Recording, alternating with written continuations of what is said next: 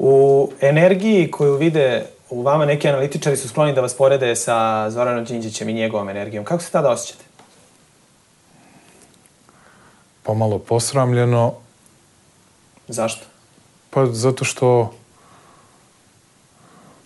nismo bili politički istomišljenici i onda se u tom smislu osjećam postiđeno kao neko ko je kritikovao pa čak i njegovu energiju nekada.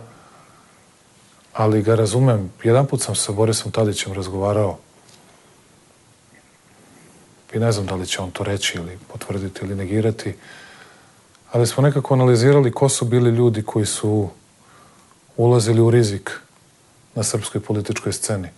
Ko su bili ljudi koji su ozbiljno rizikovali svojim političkim potezima i to je stvar koju smo nesumnjivo i on i ja poštovali kod Zorana Đinđića i kod još nekih ljudi, naravno. I da sad ne bih govorio o tome jer bi se to pretvorilo u nerazumevanje kako ste te ljude spojili pošto su potpuno različiti.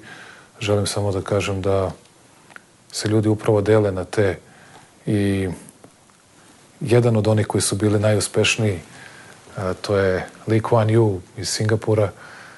On je govorio da Singapurćani ne vole da preuzimaju rizik, jer kad ne preuzimate rizik ne možete da napravite neuspeh.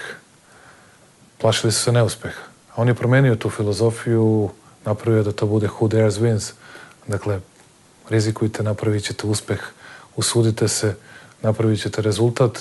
To je posle, mislim, britanski SAS preuzeo kao svoju neku vrstu dogme i to je nešto što mislim da je veoma važno i da jeste za poštovanje u Srbiji, pošto je to retkost.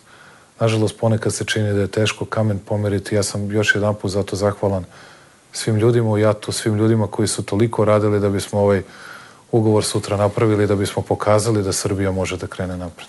Hvala vam puno na razgovoru i gostovanju na B92. Je to prvi potpredsjednik vlade Aleksandar Vučić, a sada sledi pregled vesti ovog vrlo interesantnog dana za nama.